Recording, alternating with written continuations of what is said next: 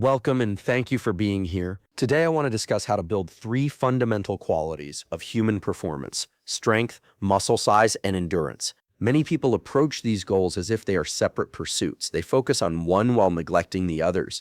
But when we understand how the nervous system, muscles, and cardiovascular system adapt to training, we can structure our approach in a way that allows all three to improve together. The goal is not simply to train harder. The goal is to provide the body with the right stimulus at the right intensity with sufficient recovery. When those elements are aligned, progress becomes far more predictable and sustainable. Let's examine the principles that make that possible. When most people think about strength, they immediately think about muscle. They imagine that the key to becoming stronger is simply adding more muscle mass. While muscle size certainly plays a role, strength is fundamentally a nervous system adaptation before it becomes a muscular one. To understand how to build strength effectively, it's important to understand that every movement you perform originates in the brain. The brain sends signals through the spinal cord to motor neurons, which then recruit muscle fibers to produce force. The efficiency of this communication system largely determines how much strength you can express. One of the reasons beginners experience rapid increases in strength is not necessarily because their muscles are growing dramatically in the first few weeks. Instead, their nervous system is learning. It becomes better at recruiting motor units, coordinating movement patterns, and reducing unnecessary muscular activity that can interfere with force production. In other words, the body becomes more efficient at using the muscle it already has. This is why someone can become significantly stronger even before noticeable physical changes occur. Strength training should therefore be viewed as skill training. Every repetition is an opportunity to teach the nervous system how to generate force more effectively. This is especially true when performing compound movements such as squats, deadlifts, presses, rows, and pull-ups. These exercises require multiple muscle groups to work together in a coordinated manner. They challenge not only the muscles, but also the neural circuits responsible for movement control. One principle that consistently appears across successful strength programs is progressive overload. The body adapts to the demands placed upon it, but only when those demands exceed what it has previously experienced. If you continue lifting the same weight for the same number of repetitions month after month, adaptation eventually slows because the body has no reason to become stronger.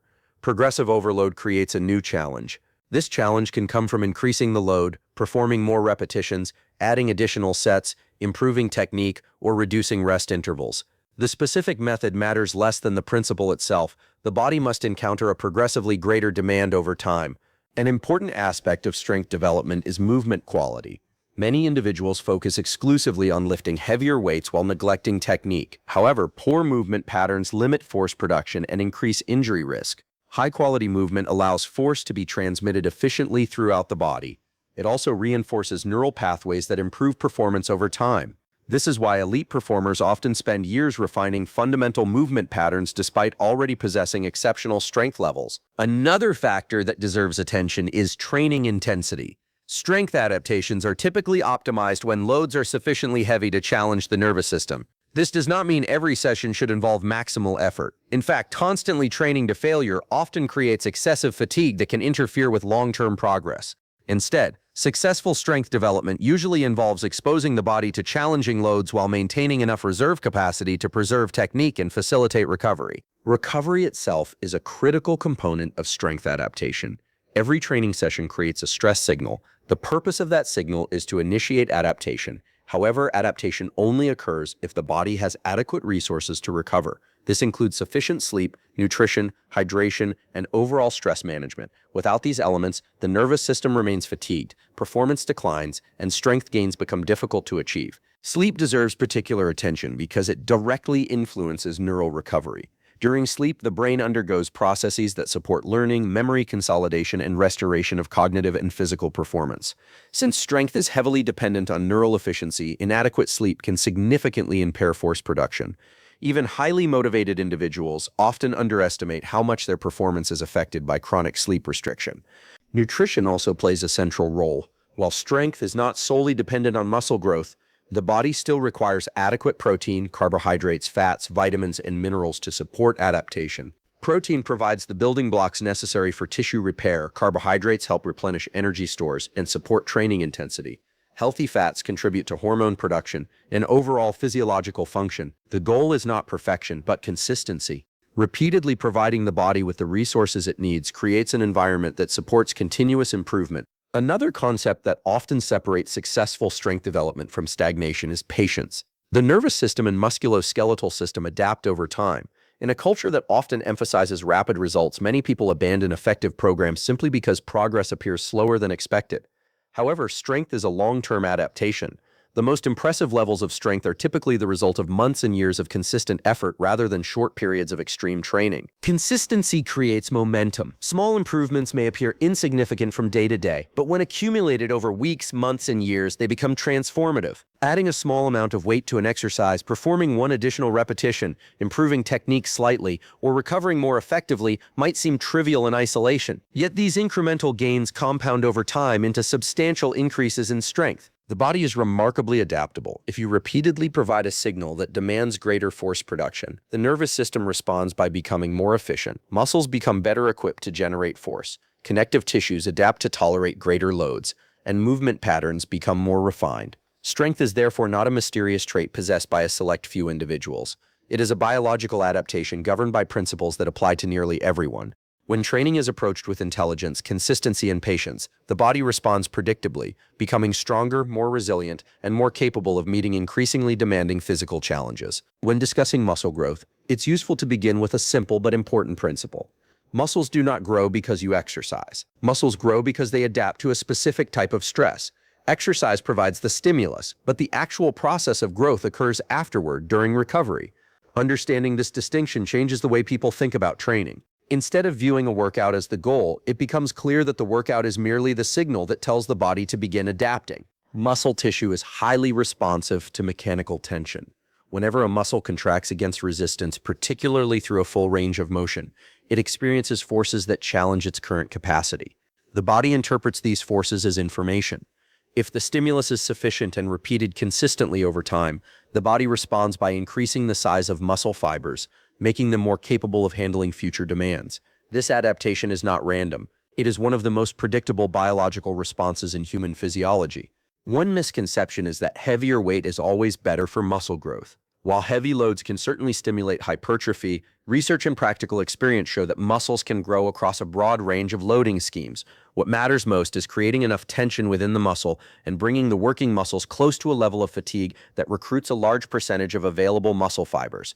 In practical terms, this means that both moderate and relatively heavy resistance training can be effective when performed with sufficient effort. Another critical factor is training volume. Volume refers to the total amount of work performed, often measured through sets and repetitions. Muscle growth tends to occur most effectively when a muscle receives repeated stimulation throughout the week. One hard set may create some adaptation, but multiple quality sets generally provide a stronger signal for growth. However, there is a balance to be maintained. More is not always better. Excessive volume can create fatigue that exceeds the body's ability to recover, ultimately reducing performance and slowing progress. Frequency also plays an important role. Muscles appear to respond well when stimulated multiple times per week rather than receiving all training volume in a single session.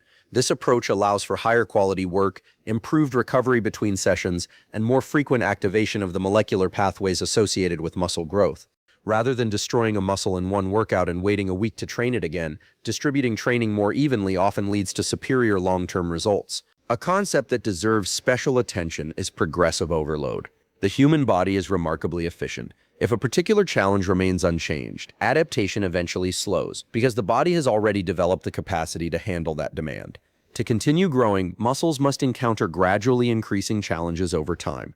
This can involve adding weight, performing additional repetitions, increasing training volume, improving technique, or enhancing the quality of muscular contractions. The goal is not to make dramatic jumps in difficulty, but to create a steady progression that continuously encourages adaptation. The mind-muscle connection is another element often overlooked. While it may sound subjective, directing attention toward the target muscle during training can improve muscle activation and potentially enhance growth over time. This does not mean lifting lighter weights unnecessarily. Rather, it means performing exercises with intention, controlling movement quality, and ensuring that the intended muscles are doing the majority of the work. The nervous system and muscular system are deeply interconnected, and focused attention can influence how effectively certain muscles are recruited. Nutrition is equally essential to the hypertrophy process. Resistance training creates the stimulus for growth, but nutrients provide the raw materials necessary for adaptation. Protein is particularly important because it supplies amino acids, the building blocks used to repair and construct muscle tissue. Consuming adequate protein throughout the day helps maintain a positive environment for muscle protein synthesis. the process through which new muscle tissue is created. Carbohydrates are often misunderstood in discussions about physique development. Their primary role is not simply energy provision during training, but also the replenishment of glycogen stores within muscle tissue. Adequate glycogen supports training performance, recovery, and overall exercise quality. When training quality improves, the growth stimulus improves as well. Fats are also necessary because they support hormone production, cellular health, and numerous physiological processes involved in recovery and adaptation. Recovery is where many individuals unknowingly limit their progress. Training generates a demand for adaptation, but recovery determines whether that adaptation can occur.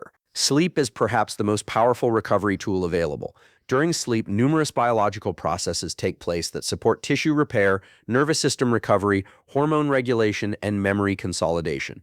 Growth-promoting processes are enhanced when sleep quality and duration are optimized. Chronic sleep deprivation, on the other hand, can impair recovery, reduce training performance, and negatively affect body composition. Stress management is another factor that influences hypertrophy.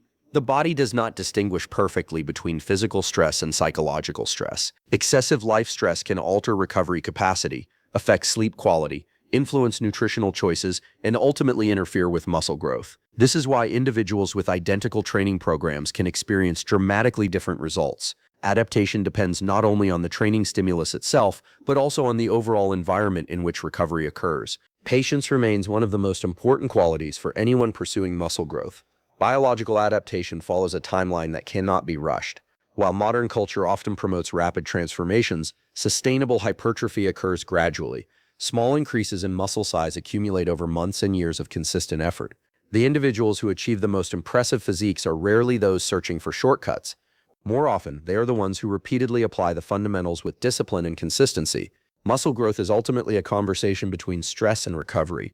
Each workout sends a message to the body that greater capacity is needed. Nutrition provides the resources. Sleep facilitates repair. Consistency reinforces the signal. Over time, the body responds by building larger, stronger muscle tissue capable of meeting the demands being placed upon it. When these principles are understood and applied consistently, hypertrophy becomes less of a mystery and more of a predictable biological outcome. One of the most persistent myths in fitness is that endurance training and muscle building training are incompatible. People often assume that if they want to become stronger and more muscular, they must avoid endurance work, and if they want better endurance, they must accept losing muscle. The physiology is more nuanced.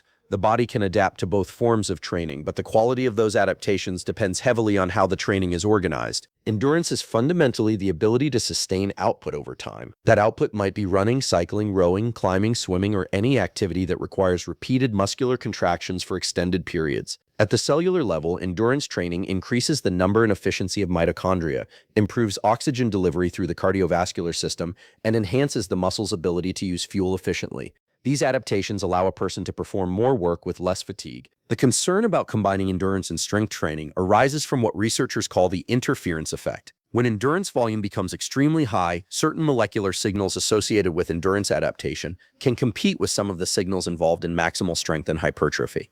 Importantly, this effect is often overstated. Most recreational and even many competitive athletes are nowhere near the volumes required to produce substantial interference. The practical question is not whether interference exists, but how to minimize it while preserving the benefits of both training modalities. A useful starting point is to separate the goals of each session. When you enter a strength workout, the objective is to produce high force with high-quality movement. When you enter an endurance session, the objective is to sustain effort and improve aerobic capacity. Problems arise when both goals are pursued maximally within the same fatigued state.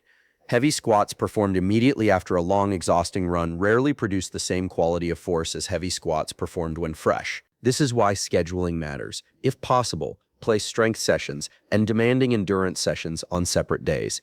If they must occur on the same day, performing strength work first is often advantageous because it allows the nervous system to express force before significant fatigue accumulates. Endurance work can then follow later, ideally separated by several hours. This simple adjustment can preserve training quality without requiring additional weekly time. Not all endurance training is equally disruptive to strength and muscle development. Long-duration, high-volume endurance work creates a larger recovery demand than shorter, more targeted aerobic sessions. For many individuals, 2 or 3 moderate aerobic sessions per week provide substantial cardiovascular benefits without compromising strength progress. These sessions can include brisk cycling, incline walking, rowing, swimming, or other activities that elevate heart rate while remaining sustainable. High-intensity interval training occupies a unique position. Short bursts of hard effort followed by recovery periods can improve cardiovascular fitness and work capacity with relatively low total training volume. Because the sessions are brief, they often fit more easily alongside resistance training. However, intensity still carries a recovery cost. Intervals should be programmed strategically rather than added indiscriminately to an already demanding schedule. Another important concept is energy availability. Strength training, muscle growth, and endurance adaptation all require resources. When individuals dramatically restrict calories while attempting to train hard across multiple domains, recovery becomes the limiting factor. Adequate protein supports muscle repair, carbohydrates replenish glycogen stores, and sufficient overall energy intake allows the body to adapt rather than simply survive the training load. The cardiovascular benefits of endurance work can actually support strength training when appropriately dosed. Improved aerobic fitness enhances blood flow, nutrient delivery, and recovery between sets and between training sessions. Athletes with a well-developed aerobic base often find that they can tolerate higher training volumes and recover more quickly from demanding workouts. In this sense, endurance is not merely a separate quality, it can become a foundation that supports overall performance. Monitoring fatigue becomes essential when training for multiple adaptations simultaneously. Declining performance, persistent soreness, disrupted sleep, elevated resting heart rate, and reduced motivation are signals that recovery capacity may be exceeded. The solution is not always to train harder. Often it is to adjust volume, improve sleep, increase nutrition, or strategically reduce intensity for several days. Consistency again proves more powerful than extremes. A moderate amount of well-structured endurance work performed week after week produces far greater long-term benefits than occasional exhaustive sessions that disrupt strength training and recovery. The same principle applies to resistance training. Sustainable progress comes from repeatable practices, not from constantly testing limits. The human body is remarkably adaptable when given clear signals. Strength training teaches the nervous system and muscles to produce force. Endurance training teaches the cardiovascular and metabolic systems to sustain effort. These adaptations can coexist because they are largely targeting different aspects of physiology. The key is to provide each system with an appropriate stimulus, sufficient recovery, and a schedule that allows high-quality work to occur consistently. When endurance is programmed intelligently, it does not have to be the enemy of strength or muscle size. Instead, it can become a tool that improves health, expands work capacity, enhances recovery, and increases overall athletic capability. The goal is not to maximize every adaptation simultaneously at all times. The goal is to build a body that is strong enough to produce force, muscular enough to support performance, and conditioned enough to sustain it. One of the most important concepts in physical performance is also one of the most misunderstood. Many people believe that progress occurs during training. They assume that the workout itself is responsible for building strength, increasing muscle size, or improving endurance. In reality, training is only the stimulus. The actual adaptation occurs afterward, during recovery. Every workout creates a demand for change, but recovery determines whether that change can take place. Without sufficient recovery, the body remains in a state of fatigue rather than moving toward adaptation. When you perform a challenging resistance training session, microscopic disruptions occur within muscle tissue. Energy stores are depleted, stress hormones increase, and the nervous system experiences a significant workload. These responses are not negative, they are necessary. They signal to the body that greater capacity is required in the future. However, those signals must be followed by adequate recovery if the body is going to rebuild itself stronger than before. Sleep is perhaps the most powerful recovery tool available. During sleep, the brain and body enter states that support restoration, learning, tissue repair, and metabolic regulation. Deep sleep is particularly important because it is associated with physiological processes that contribute to recovery and adaptation. The nervous system, which plays a critical role in strength and performance, relies heavily on sleep to restore its ability to generate force efficiently. Individuals often focus intensely on training variables while overlooking sleep, yet even the most sophisticated training program cannot compensate for chronic sleep deprivation. One reason sleep is so effective is that it supports both physical and cognitive recovery simultaneously. The brain processes information gathered throughout the day, consolidates learning, and refines neural pathways involved in movement. This means that improvements in technique, coordination, and motor skill development are reinforced during sleep. A person who consistently obtains high-quality sleep is not only recovering physically but also improving the efficiency of the neural circuits that support performance. Nutrition represents another critical component of recovery. Training creates a demand for resources, and nutrition provides those resources. Protein supplies amino acids that support muscle repair and growth. Carbohydrates replenish glycogen stores that fuel physical activity. Dietary fats contribute to hormone production and cellular health, Vitamins and minerals support countless physiological processes involved in adaptation. Recovery becomes difficult when any of these components are consistently inadequate. Protein deserves special attention because muscle tissue is in a constant state of turnover. Training increases the need for repair and remodeling. Providing the body with sufficient protein throughout the day helps maintain an environment that supports muscle protein synthesis. Importantly, recovery nutrition is not about a single meal or supplement. It is about creating a consistent pattern of nutrient intake that supports adaptation over time. Hydration is another factor that often receives less attention than it deserves. Water plays a role in nearly every biological process involved in performance and recovery. Blood volume, nutrient transport, temperature regulation, joint function, and cellular communication all depend on adequate hydration. Even mild dehydration can negatively affect performance, recovery quality, and overall physiological function. Many individuals focus on advanced training techniques while neglecting basic hydration habits that could significantly improve outcomes. Recovery is not limited to sleep and nutrition. Psychological stress also influences the body's ability to adapt. The nervous system responds to many forms of stress, whether they originate from training, work, relationships, financial concerns, or other life demands. While the body can tolerate substantial stress when recovery resources are available, chronic psychological stress can impair sleep quality, alter hormone regulation, reduce motivation, and interfere with physical recovery. This relationship between stress and recovery helps explain why two individuals following the same training program can achieve very different results. The training stimulus may be identical, but the recovery environment is not. One person may be sleeping well, managing stress effectively, eating adequately, and maintaining a balanced lifestyle. Another may be dealing with chronic fatigue, poor sleep, and excessive psychological stress.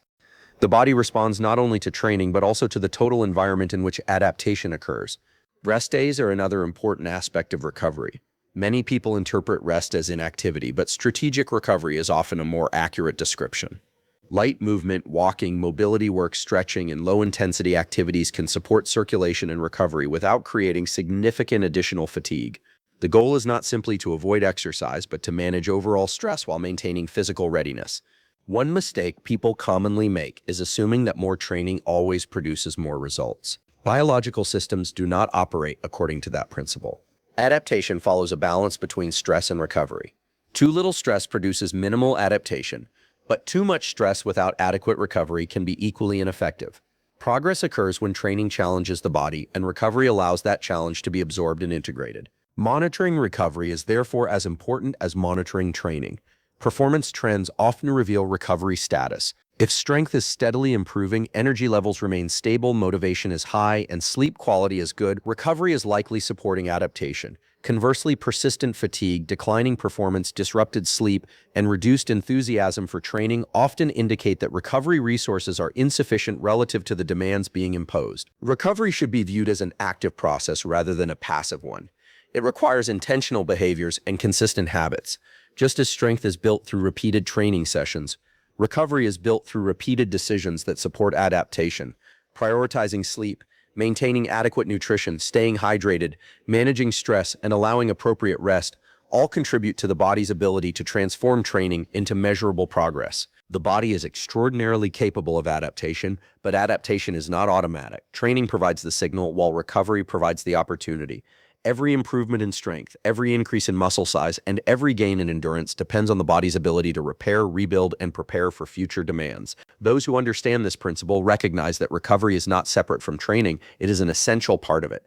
In many ways, recovery is the mechanism through which all meaningful physical progress becomes possible. Strength, muscle growth, and endurance are not the result of extraordinary genetics or perfect circumstances. They are the result of consistent exposure to effective training, supported by proper recovery and nutrition. The body adapts to what you repeatedly ask it to do. If you challenge it intelligently, recover adequately, and remain consistent over time, it will become stronger, more capable, and more resilient. Focus on the fundamentals, trust the process, and allow time for adaptation to occur. Thank you for your time and attention. I look forward to seeing you in the next discussion.